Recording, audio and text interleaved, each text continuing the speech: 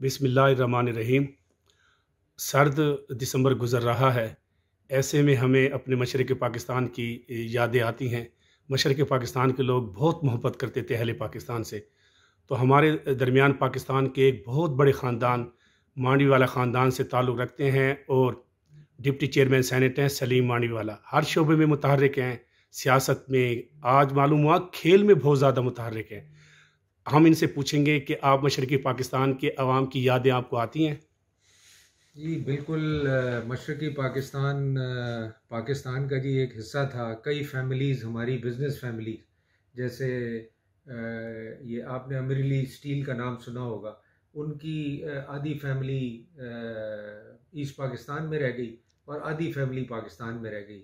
ये वही कहानी है जैसे इंडिया और पाकिस्तान में लोग डिवाइड हुए, इसी तरह ईस्ट पाकिस्तान और पाकिस्तान में लोग डिवाइड हो गए।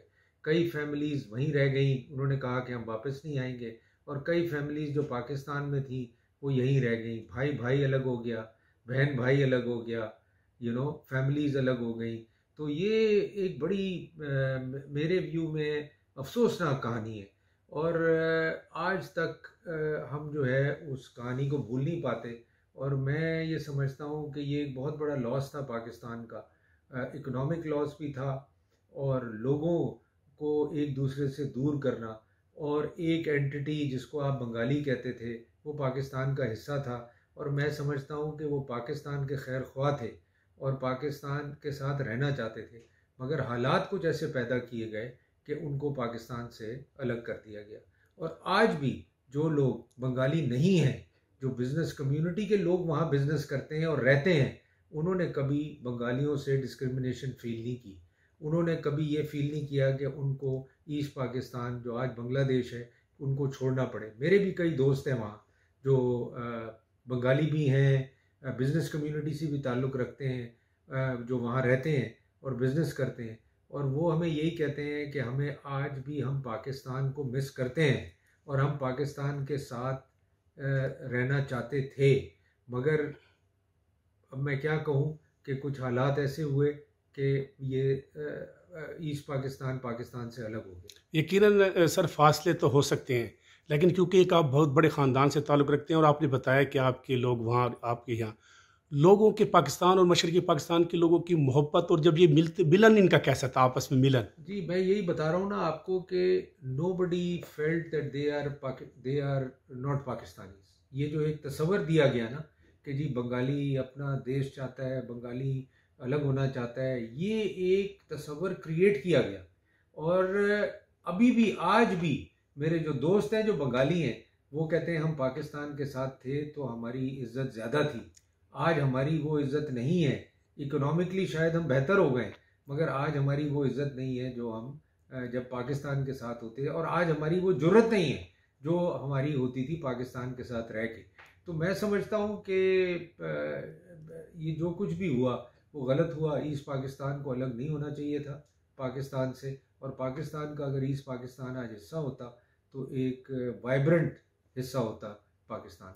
पाकिस्तान पीपल्स पार्टी के बानी जुल्फ़कार अली भुट्टो शहीद ताकत अवाम को मानते थे, अवाम ताकत का सरचश्मा है।